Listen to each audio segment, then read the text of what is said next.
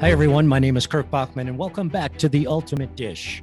In today's episode, we're speaking with Florencia Palmaz, president of GoodHeart Brand Specialty Foods and co-founder of Palmaz Vineyards, one of the premier wineries in Napa Valley.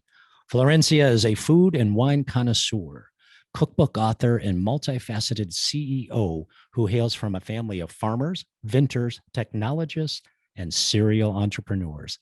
Join us today as we chat with Florencia about her passion for bringing people together around the table and how her family has built revolutionary food and wine businesses. And stay with us at the end for a very special narration of the ultimate meal at Palmaz Vineyards. Welcome, Florencia. Thank you so much for being with us today. Oh, thank you for having me on. It's an absolute pleasure. Wonderful. It's early there on the West Coast, right? It is. It's about 7:30. The fog is just rolling in. Is it a beautiful day? Is it going to be a beautiful day? It's going to be a beautiful day. You know, every day in Napa, you wake up to kind of a blanket of fog and you just sort of wait until it all dissipates. I was just going to say Napa Valley, it doesn't get too much better than that, right? No, honestly, it's absolute, Mother Nature and farming's just Eden. It's incredible. How does it compare to your homeland? To Argentina? To Argentina in terms of weather and consistency of good weather? Well, Argentina is it's like the United States. They're two huge countries. So it's very hard to say that Argentina and Napa Valley have anything in common. I'm sure there's a small pocket somewhere in Argentina that's a lot like Napa Valley. But we're from Buenos Aires and La Plata, so the city. So not too similar, to living on a farm here in the United States. But I love that, living on a farm. It's a vineyard. I love that, and I'm gonna create some more of those analogies here in a minute. But before we get into some questions, when you and I chatted the other day, you commented, and I quote, that you live for moments at the table, and I have not stopped thinking about moments at the table. So can you talk a little bit more about that? What does that mean to you? Gosh, so for me, look, the table is that sacred place in the house that brings people together. When you are gathered around the table, you are facing each other with intention of connection, and you are then also just distracted enough with absolutely delicious meals. So it's always a place of joy. And growing up as a kid, my mother was and is an amazing cook, an amazing entertainer. So dinner and lunch every day was an absolute gathering at the table, and was always a lot of fun and very animated. And all the most important moments in life, all the most important pieces of news in my life were always communicated at a table. I love that. I love the intention of connection. That's absolutely beautiful. So you're together with your family. You're the founder of one of Napa's premier vineyards, named after your family. Can you take us back a little bit, maybe even back to 1852, and Henry Hagen was the original settler, I believe, of that land. Yeah. We are not. I kind of consider us the current caretakers of this land, but we are not the founders. The real founder of this land was Henry Hagen, who was a German immigrant who came to California, was living in Pack Heights with his family, and came to Napa Valley with the intention of starting a partnership, actually, with his brother-in-law, who had a wine shop in San Francisco. So he was the intrepid one who came all the way out to what was, a rough frontier, and found this really amazing valley and mountainside here at Mount George in Coombsville, and started taming this wilderness. It's a location that had beautiful waterways. It's got a wonderful creek running through it. It had a huge spring box that he was able to capture for irrigation.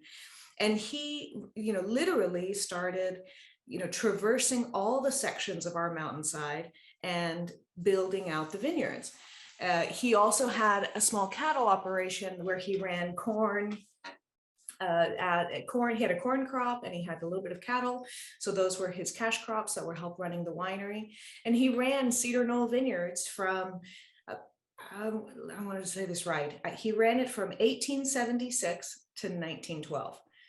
Unfortunately, phylloxera and Prohibition, both, so it was a 1-2 whammy that, like so many vintners in the 1800s, couldn't survive. And the house that he had built and the winery all went into disrepair. Actually, the house itself survived only because it became a brothel. You have to remember that during Prohibition, Napa did really two Gotta things. have something to do. Yeah. Yeah.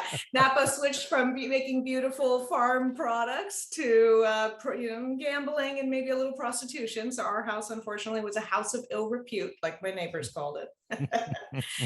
And then we were fortunate enough to purchase it from the family who recovered it out of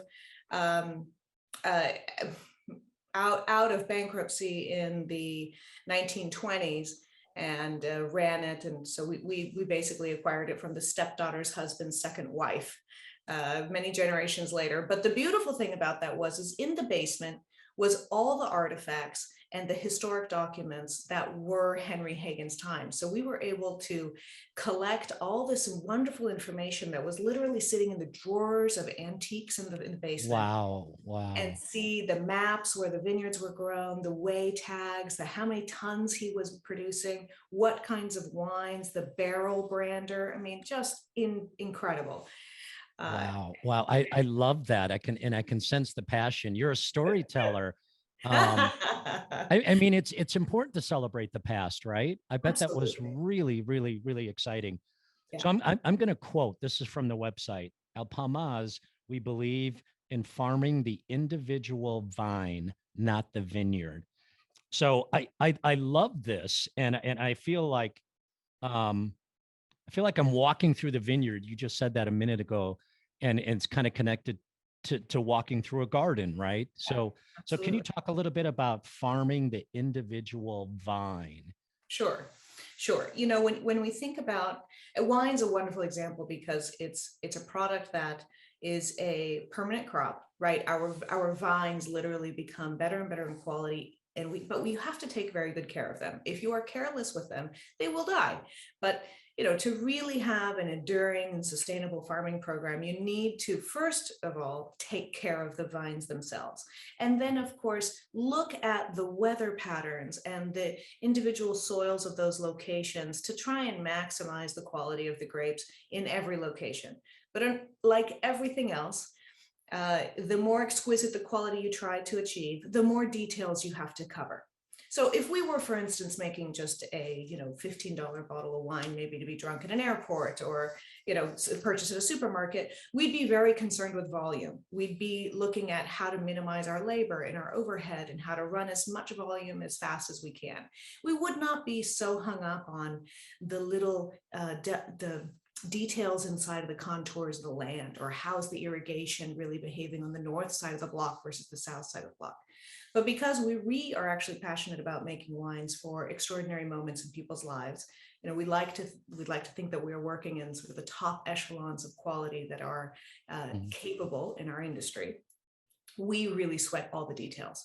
So like you mentioned, the website, we're very focused on leveraging what we can, both from a time and energy and technology standpoint, to make sure that every single vine is well cared for, both from a sustainability standpoint, but also well cared for in the individual moment of that vintage so that it can make the best quality possible.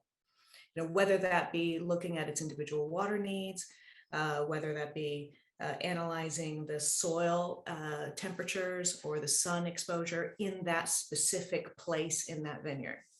Such good advice, and I love the passion. So your family, I mean, this is an ongoing story, right? So the family has built at least a couple successful food and wine enterprises, one of which I believe you had a lot to do with when you were still in college. So I'm really curious to know, how did the idea come about to start a commercial specialty foods brand, which is still vibrant today, as opposed to, a restaurant or some other kind of culinary business? Not an easy business to start, right? No, not an easy business to start. And honestly, I'm laughing because when people, good memories. I think, my God, I was so young and so naive to have done what we did. I did it, of course, my mother and I, we did this together. So I hate to say that I'm the founder, we definitely worked on this together. And yes, I was in college still. And, honestly, we did not start the company with the intention of selling products or being a successful commercial enterprise. In fact, we started because we needed to make something for the outlet of our land at the time. So when we lived in Texas, we had actually a small ranch there. And because like everything, we really, at the end of the day, at our ethos, we're farmers. We love land. We love caring for land. It is for us one of the highest honors to be able to care for land. And also it's a really gratifying legacy and a wonderful environment for family businesses. So growing up as kids, we had a small ranch just outside of San Antonio in Bandera, Texas, that was honestly too hilly and too rocky for cattle, which would have been the traditional sort of Texas ranch, right? But my mother, being as entrepreneurial as she is, actually decided that fallow deer were going to be a better herd or a better animal for that piece of land. And we actually ended up becoming venison farmers. Oh, wow. Okay. So we started the specialty foods company because we realized pretty quickly that in order to be a sustainable farm that would then be able to, continue producing in a sustainable way for many generations, we needed to also figure out what was going to be the ultimate customer of the meat, not just the animals. And we were trying to build a farm of, again, exquisite quality. You can see sort of a theme in our family. Make really great quality. And so we wanted to control how it was butchered and how it was distributed. And it was sort of an amazing experiment. It evolved quite a bit over the years. We started as a venison farm, and we had a small further processing plant that we wanted to make sure that we could make, all the beautiful French cut, oh my God, loins. I'm losing my butcher terms. It's been so long. We did all the specialty cuts for the restaurants, and we started selling to all of the high-end white tablecloth restaurants around the country. Actually, we were mailing to some of the top chefs, Michelin star restaurants all over the country, our farm-raised venison. And when was this in terms of years? So started back in 1996. Wow. Yeah. Before truly, social media and the popularity of sourcing locally, right? Absolutely. Yeah, no, this was way before it was cool. yeah, it was before way it was cool. Before it was but it's cool. Still cool. It is. And it's, it's great to see those chefs back in that day, really source out. I mean, even then, it's that this is an age-old adage. This is not new, right? Great chefs knew that good ingredients had to come from unique places. Absolutely. And so then fast forward, when did the wine making business begin? And maybe talk a little bit about that journey from whenever that was to present, to us chatting today. Yeah, so we were running the specialty foods distribution business, and at that time we expanded past venison into actually what we called tame game. So we didn't want to deal with anything sharpshooted in the field, and we started partnering with other farmers. So we had quail, wild boar, we had chucker, pheasant, I mean, all the game birds. It was really quite a beautiful catalog of products that we were selling to chefs, and living in Texas. And, really having a wonderful time. My parents, though, when we first came to America in 1978 from Argentina, they first came to California. So they loved California, and found this incredible house and property in Napa that was abandoned for 86 years, and thought this is a wonderful opportunity to get back to, one of the most beautiful places on earth for them. And in 1998, we started the process of, restoring a house, doing the history and planting the vineyard. So as a family, we've always been a little bit, a foot in both camps, in Texas and in California. As you can imagine, over the years, California and growing out an entire vineyard, we've really preferred this place. I could say it's really beautiful. And so we have our kids growing up here. Yeah, I saw that. So second generation now, right? Well, G3, hopefully, my parents, So yeah, our children, my brother and I, and Yeah, our yeah. families. So That's wonderful. How does a property like that sit abandoned for 86 years?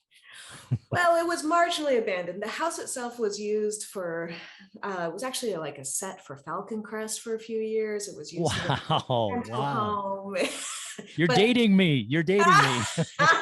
I know and exactly what you're talking about. and Yeah. myself and myself. Wow, wow. I love So it that. was kind of this rental properties, movies set for a while. There was sort of marginally lived in, but the farming activities were completely abandoned. So that's why I say it was abandoned, because Yeah, once you yeah. let the land go fallow, that's really when the soul of a property like this, where an estate, dies. Yeah, absolutely.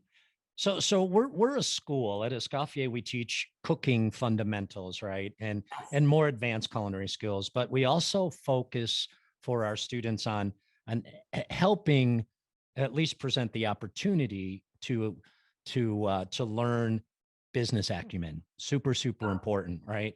Ah. So how is your family, you in particular, merged your obvious and collective passion for food and entertainment into two related but kind of different Yeah. business ventures, right? Common denominator. Oh, huge. So the common denominator is a commitment to land and a commitment to service. And it's both serve the land and then also serve the customers who enjoy the products from that land. I mean, it's the ultimate transfer of honor. Is how we look at it. Another great quote. I'm so stealing so many of these quotes. I the commitment to the land, I mean, it's a very common farming statement, right? Absolutely. One Absolutely. 100%. So the vineyard, I read, Yes. is very high tech. So I don't know what that means, um, but is that specifically related to the viticulture process or the way you go to market? Can you talk a little bit about how a vineyard becomes high tech? Absolutely. And it's actually I'm glad that you asked this question, because it's something that gets so misinterpreted. And even in food and in gastronomy, we see the misinterpretation of high tech a lot, from my perspective. For us, the use of technology was just about innovative solutions to old problems. When you're in the vineyard, for instance, this notion of how do we really maximize the quality of every vine is hard and daunting, especially when there's 1,500 vines per acre, and as a family, we have a little over 60 acres. So you can imagine that's a lot of vines. How do we get efficient and leverage technology to help us do those individual vines, give each vine that attention that we're talking about? So we definitely have some technologies that we developed. I am very fortunate to have a much smarter little brother. So my brother Christian went to school for business and computer science, and when he started coming into the companies, the first question posed was, how can I help? Right, which was like a wonderful brother coming into family business. And my Humility. first Yeah. answer was, I don't know. Very honest, right? Well, there's a lot to do around here, and he said, well, how can I make the wine better? Which was such a great, very simple question. Keep it simple, right? Yeah. Yeah. And his question was rooted in, how do we know when we're doing a better job in the farming? And how do we make sure that the farming approaches that we're doing are resulting in better quality of wine? It's an infuriating fact in a vintner's life that we look at a vine and we don't know what the wine's going to taste like. Right? It's the transference. It's like those grapes could look and be delicious, but you could make terrible wine out of them if you're not careful. That's a frightening business statement, right? Yeah. Well, and I have to say, I think in food, the same thing happens. We can look at a bag of flour and make a terrible loaf of bread. Yeah, yeah. So I want to go back to that. I'm trying to picture, walking up and down the vines, right? Yeah. One of my favorite Well, movies. It's a corny movie, Russell Crowe. yes. I think it was called A Good Year, right? I know it was Yes. far fetched, but the winemaker, literally, I felt in the movie anyway, went from vine to vine to Yes. vine. Can it differ that much in one row of? Absolutely, absolutely. Isn't that So amazing? imagine this, that when we went to plant our vineyard, we knew that the subsoil was so varied because it's volcanic and it's in a mountain. So literally the valley floor, the edges, the where the terrain has a little bit more sunlight and maybe a little bit more vegetal material in the base for many, for millennia, will have different, every 20 feet is different. So when we went to plant the vineyard, we did over 4,000 core samples because we needed to Wow. know what kind of soil we were dealing with, because you don't know what to plant until you know what kind of soil you're going to plant in. From there, we actually developed um, in 64 acres. This is sorry, the creative never knows the numbers, so bear with me. I like that. I'm totally going to use that My as brother well. would give you a very different interview, but you Yeah, got to yeah, deal with okay, me. So, okay. We'll so talk to him next week. Yeah. yeah, exactly. Get the story straight from him. So I would say we're about just about 32 individual parcels. Of those, we maybe have 15 different rootstocks and another 15 different types of fruit wood. So that mosaic of, what's the right type of grape for the right location is an incredibly complex one and a very daunting one when you first start out. So technology was very helpful there. That was just the technology of core samples and databases and reading and being educated about what was available. But then fast forward to when you're actively farming and the vineyard is established, right? Now we're dealing with a vineyard that's spanning over 1,500 feet of elevation, 28 little parcels or 32 parcels, depends on how you count them. And you can't physically, in 1,500 feet of elevation, physically walk the entire place. I agree with you. In a good year, it gave you a very romantic notion. And we wish that we could walk every single vine and touch it and say good morning and say good night every day, but you can't. Yeah, yeah. Practically. So we actually leverage technology in the use of actually photography. So we're using UV Oh, photography interesting. and small airplanes that are in fact to try and lower the carbon footprint and to be as efficient as possible. We are actually flying over this vineyard with flight schools. So the same people who are training to be pilots and they have to do their hours are now flying over vineyards here in Napa Valley and taking pictures of the vineyards that we ask for them. So at the exact same time, Wow. twice a week, we have a plane come and fly over and take pictures of the vineyard. Those pictures then are done with UV cameras. So the UV tells us what is the photosynthesis vigor of the plant, right? How much green, right, is being Sure. popped back up and at the camera. That gives you a notion of how strong the plant is, how happy is the plant. And when you have high enough resolution, we can go all the way down to the vineyard or maybe 2-3 vines next to it. Then at the same time, we go through the vineyard and we actually take soil moisture samples. So those moisture samples will help us understand the correlation between how much moisture the land has and is the vine corresponding similarly. The technology comes in that we've actually run, and this is my brother's technology. He's run now a series of algorithms and visual tools for us to have Vigor, which is our vineyard infrared optical growth something R. Oops, early. You're the creative. Yeah. Exactly. Sorry, the creative again. So anyways, Vigor is this incredible algorithm that runs and takes the data of the photograph and takes the data of the soil samples, marries it to understand, are we aligned or are we misaligned? If we're misaligned, it gives us a cue to go out into that location and focus our attention on it. It could be a broken pipe.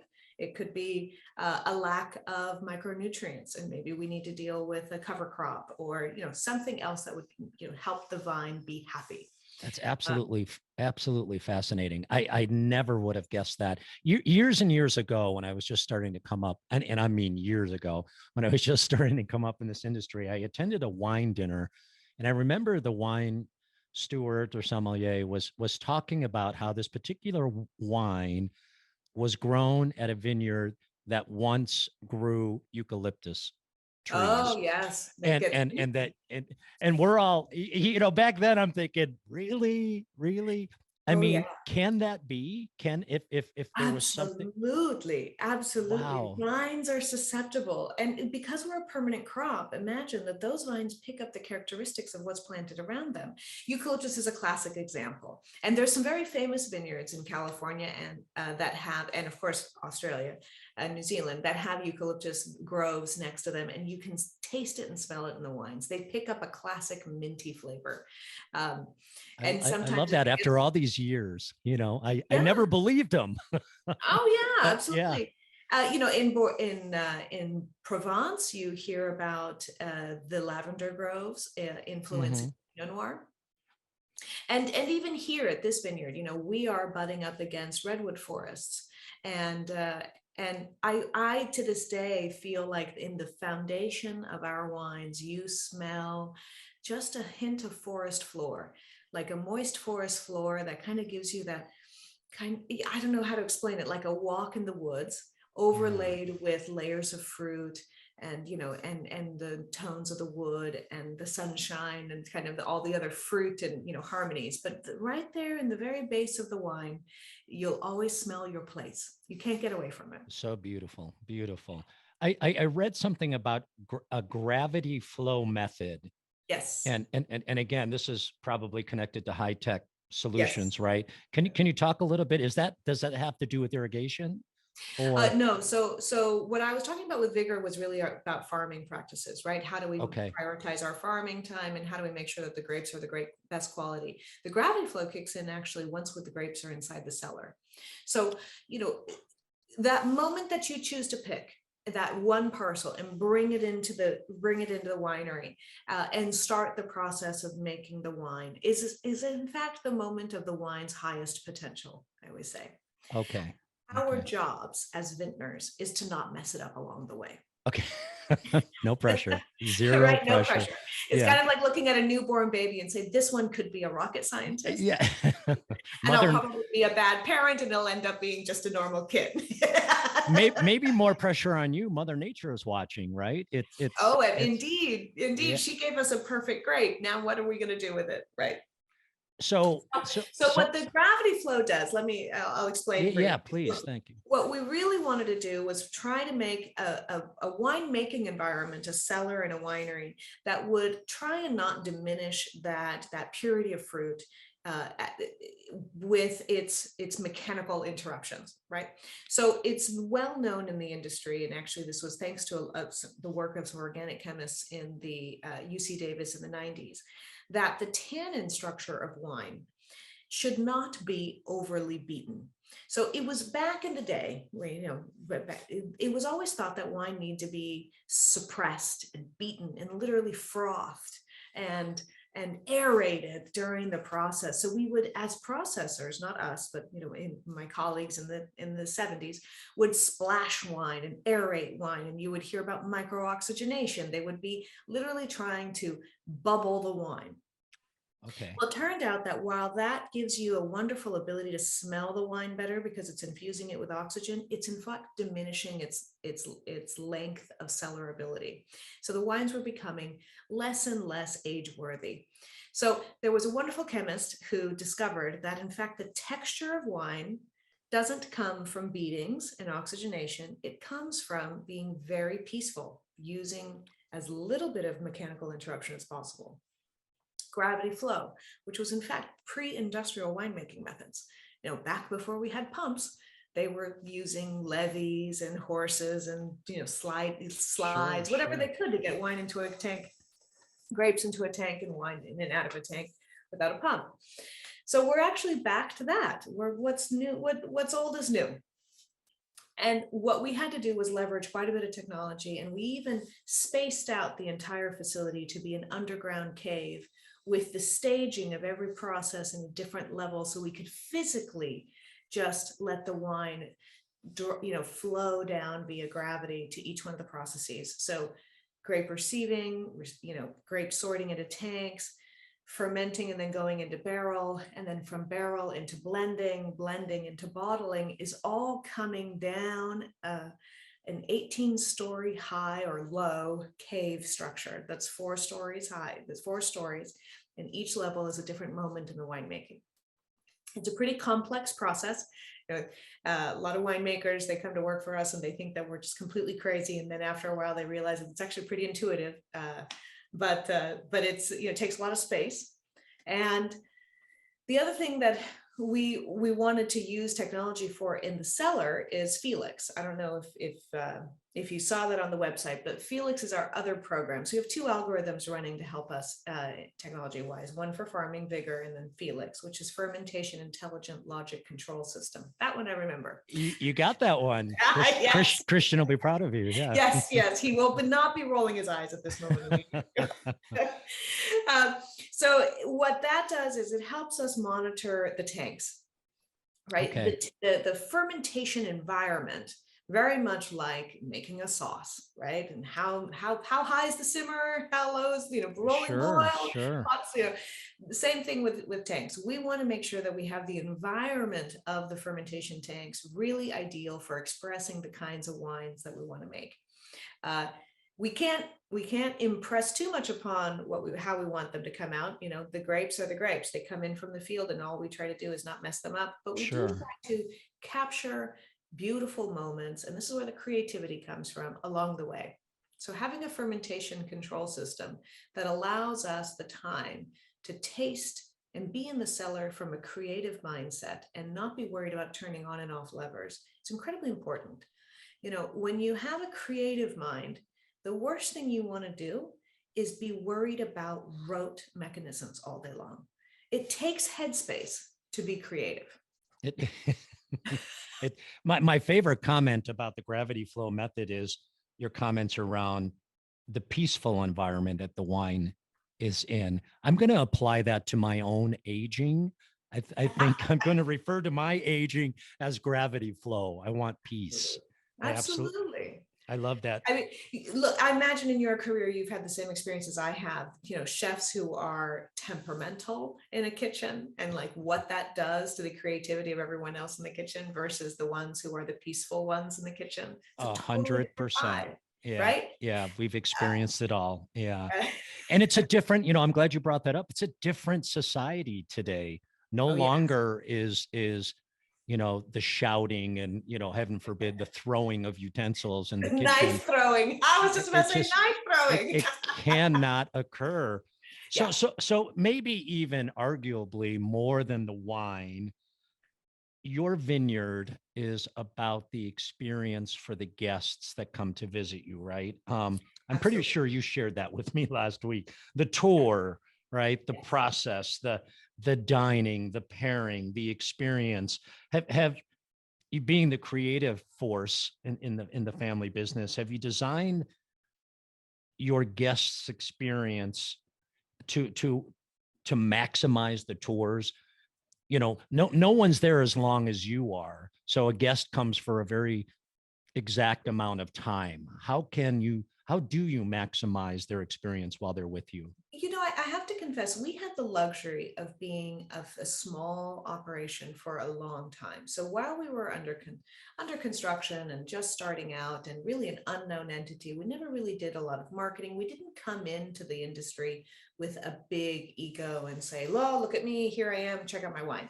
Sure. Right? We just started this process very slowly. It gave me the time to literally give every single tour for the first 5 years. So, wow. You know, and we didn't have a lot of them. So it was a real luxury. So my mother and I, you know, when we were first starting out, we would literally be, you know, in the back of the kitchen, preparing a few hors d'oeuvres, and then greeting everybody ourselves and sitting down at a table, which is one of the things we love to do, and just talking about whatever they want to talk about. You know, and it was an organic process to settle into what are their interests, what are their needs, and really understand what is it that they're searching for when they come to Napa Valley, and how is it that we can share with them in an authentic way the information that they want to learn. The intention of connection. The intention of connection. Yeah. Absolutely. And I have to confess, this is one of the most beautiful things about this industry. Boring people don't come to Napa Valley. It's just a truth. If you are a lover Okay. of wine, you're a sophisticated person in whatever you do, I'll be right? there tomorrow. Yeah, and so I have not been just totally delighted and thrilled to meet every single customer that comes to the door. There's something about their lives I want to know, and I've learned so much from everyone who's come to my table. So it's a joy. It's an absolute joy. I mean, I guess you have to be a very social animal to take this Well, approach. sure, sure. Customer service at its best, right? Absolutely, So, absolutely. so in addition, obviously, to being a very talented businesswoman, you're also a cookbook author. You found some time to put your thoughts on pages. Talk to us about At the Table and Around the Fire. Is is Absolutely. is this a memoir of sorts, or? It's for me, it's a dedication of my mother's cooking. So Okay, we came to this valley, like I said, we beautiful. literally were getting every tour and every tasting. And, as you can imagine, we learned this business by inviting people to lunch and inviting them to dinner and hosting parties for many, many years. And my mother was an incredible cook, is an incredible cook, even before we came to the valley. Uh, but coming here and really connecting to one of the most extraordinary farming regions in the world, right? Where we can grow almost everything to the most delicious potential. Cooking is a real joy. We have a beautiful culinary garden here. And of course, our background in butchery, you can imagine we definitely know how to find some great steaks or if anything, some great game meats for an interesting meal. So we really created, I think ourselves, we had this great sort of library in our heads of all the wonderful meals we had ever cooked, that she had ever cooked. And so I started the book really as I got to write down what Mom's cooking because I'm going to forget one of these days. And, when we hit 10 years of having the winery open is when I started really sitting down to write it down. And so I wanted the book to be a dedication of my mother's entertaining style and the cooking that we have done, and sort of an anthology of our evolution of food and wine pairing. So that was the intention, and thankfully I don't sleep a lot. So a couple hours every evening, just sit down and write them out. It comes together. Are all the recipes, are they your family recipes? They are there. I have to confess, there's a couple things that I've just always depended on a recipe that I referenced in a couple cookbooks that I of course credited to them.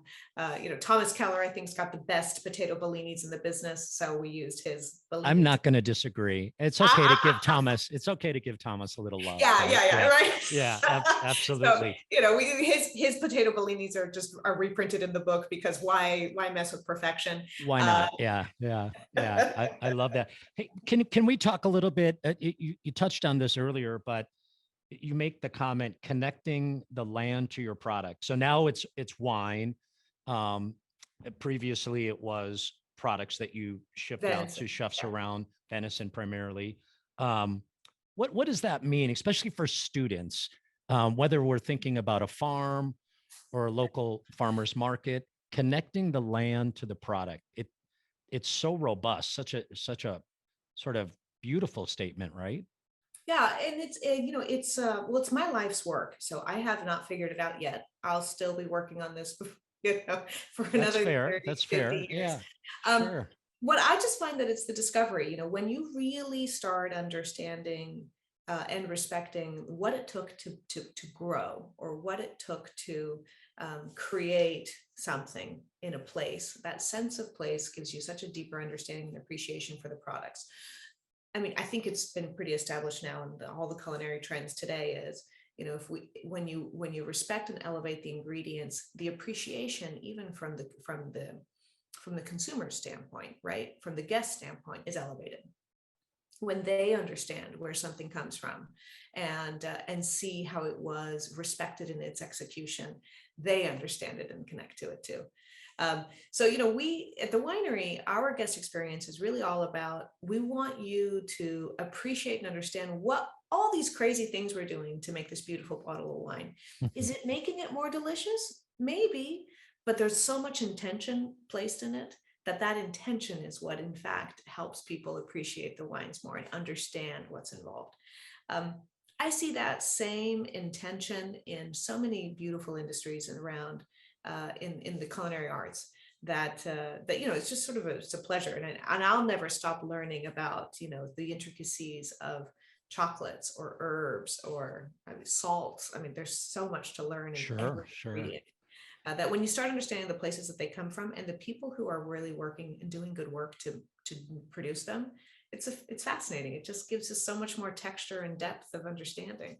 And do you have you seen over the years that the consumer, that the guest, is a little bit more, um, open to product knowledge? They're doing some research in advance. They're using the internet. They know a little bit more. They ask the right questions than maybe they did 30 years ago. That's an interesting question. I think that they are definitely much more information forward now. Right? So they come with a lot of information already in their heads. And so that, of course, that helps elevate the conversation, right? Rather than having to explain the basics, you're straight into sort of that second level of understanding. You start at a different level with them. Yeah. Though I wouldn't say, I mean, I don't want to say that, I've never been a believer to say that consumers are more sophisticated now than they were before. Sophistication and appreciation and is something that's inherent. And just because they didn't have all of the nitty-gritty information about what kind of fertilizers were used or what kind of farming methodology there existed, didn't mean that they were less sophisticated. Yeah. Good palates are good palates. Yeah. Period. Yeah, absolutely. The other day when we were chatting, you mentioned that your copy of Escoffier's Leguy was close by. Is that it? Is that up on the shelf? The green. It's in my office. I love it. How important, and you kind of walked me through sort of a tasting menu verbally, which was like fascinating. How important is classical cuisine to you? Well, so as you can, I'm deeply rooted in the classics, and it goes along with this notion that I don't think the past is less sophisticated at all. In fact, in culinary world, if we really want to look at extraordinary executions, I go to the past. I go straight to the classics. I go to Escoffier. My very first recipe that I really worked on and refined in his book was his demi-glace. And it is the foundation to everything I do. Absolutely. When it comes to the main course with a meat. I mean, and it's the best demi-glace that exists, period. It is demi-glace. Yeah. And because back then they understood, the classics, Escoffier, Vatel, these gentlemen understood the stakes that were present at the proper execution of their dinners. Their dinners were state dinners. Their dinners were the dinners that the fate of the entire country was being discussed at their tables. Absolutely. So a bad meal was going to really wreck an entire economy. Or more, right? Or more. So execution for them was such a high art. It wasn't an option. It wasn't just a Saturday dinner. It was really important. So I appreciate their professionalism, and of course, I mean their dedication of craft was just amazing. Absolutely. Ironically enough, Escoffier's great-grandson Michel is just to the north of you right now in California for a little event. Yeah, he's been in the States for about a week or so. I'm going to have to make an introduction. I think you two would talk for hours. Oh my God, I would love to meet him. I can only imagine he must have an amazing stories. He's fabulous. He's fabulous.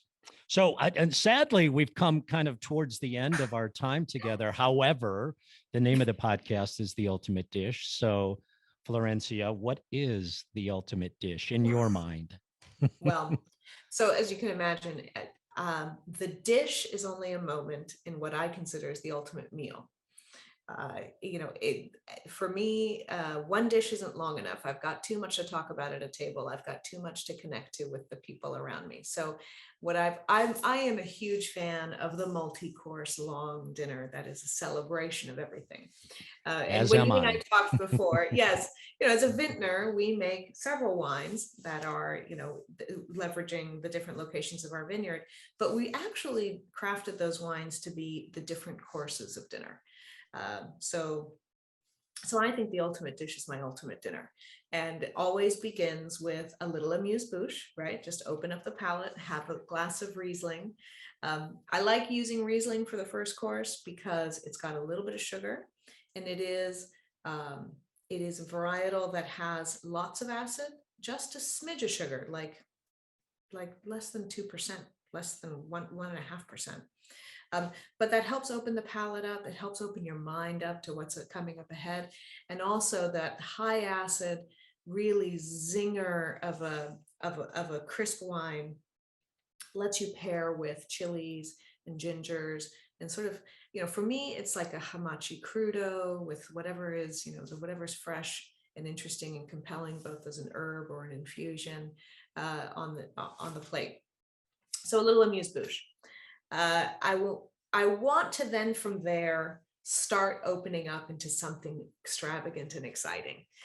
So I think I mentioned this to you earlier. If I'm going to have a second course, it's not going to be a salad. How boring. Save that for lunch or when you're on a diet. But the second course for me is, of course, Chardonnay. So now we're getting into richer white wines that can handle either some roasted flavors, like a roasted game bird, of a light meat, or a fish course. Personally, what I love, just the sort of the Italian heritage in me, I love risottos as a second course. So, like a taleggio infused risotto, something with some depth and some real richness to it. Not a lot, just a little. And a beautiful Chardonnay is a real fun pairing. Moving on from there, we start turning the corner into the big boys, the wines that we really love to make. And I hate to have a red course with just one wine. I like to give guests the perspective of multiple vintages, helps them connect in their minds not only the place but the time, and to see how over time every year is a different expression. The weather's a little different, the wine's a little different. And so what we'll tend to do for our main courses, in fact, split them up into 2 tastings. So we'll have an early year and a later year. Generally later year first, because the tannins are a little softer. So I don't know if we go a decade back or if we go 15 years back, but we'll choose a beautiful vintage that we think is showing well. Interestingly enough, this is a little secret that vintners know that a lot of guests don't appreciate, and they don't have the opportunity to appreciate because they're not drinking the entire library all the time. The wines don't evolve in a consistent pattern. It's not a line graph. It's an evolution. So the wines, just like people, have good years and bad years. Good years and bad years, yeah. Yeah. And the bad year is never really a bad year. It's just a tough year.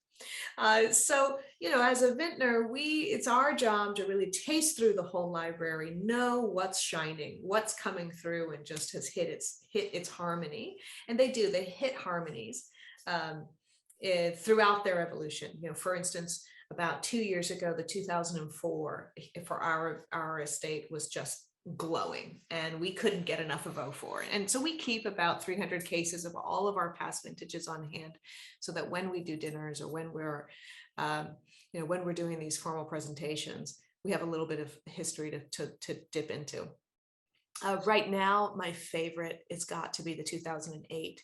It's a very warm vintage. Was always a very opulent, very fruit-forward vintage in its youth. And now the tannins in the back of it have resolved into really something incredibly elegant and long. So 2008, my favorite pairing right now with older Cabernets is squab with berries. In the land of fruit and nuts, literally in California, you can't go wrong with doing fruit-based sauces or even walnuts or walnut crusted things, pistachios, because they come from our land. I mean, these are the things that just marry with the products from this area. Sure. And then I want to move into sort of current vintage, which would be, a 2018, a 2017, big vintage. You'll just, you taste it and it's got tannin and structure, and it has has an exuberance where, you swirl the glass and it just, wow, wants to come out and greet you. And so it's always a lot of fun. And, gravity flow winemaking in general is really about tannin management. Even though I say that it's a huge wine, all of our wines are going to have just a really graceful mouthfeel. We age incredibly well, and yet we are not hard on the palate young. That's the whole purpose of gravity flow.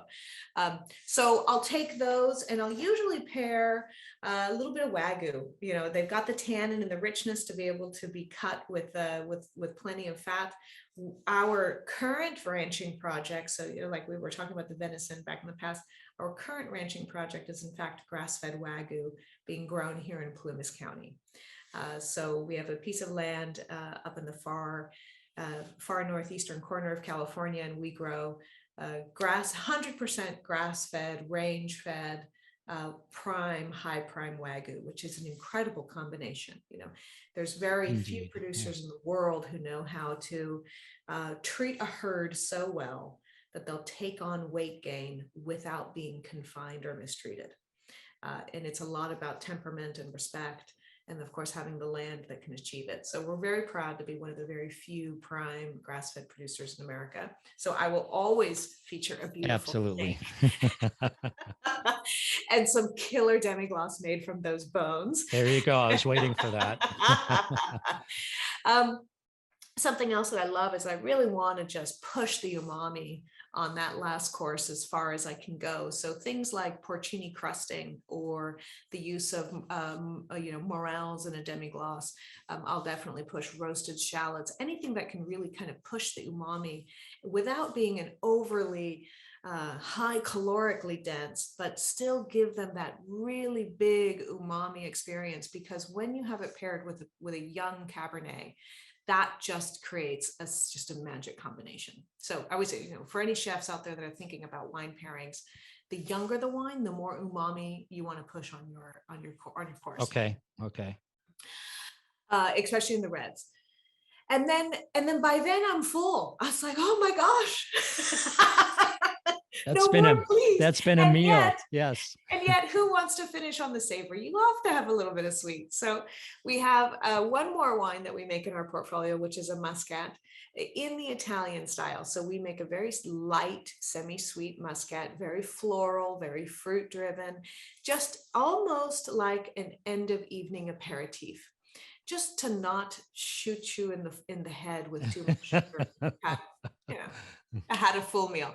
And the idea is to be a fruit salad in a glass, something really light, something fresh, and pair that with something light and fresh. So, we're sitting in Napa almost at any time of the year, literally every month of the year, there's something delicious growing in the garden. Sure. Right now it's pomegranates and persimmons, and I can't get enough of pomegranate and persimmon trifles, or pomegranate and persimmon just as a confit with panna cottas, that kind of thing. Of course, in the summer we'll do berries.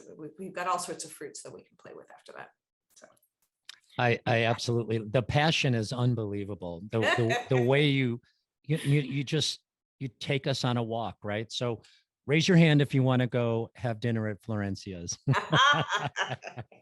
Well, thank you so much for spending some time with us today. I truly, and I will hold up to my promise to introduce you to Michelle.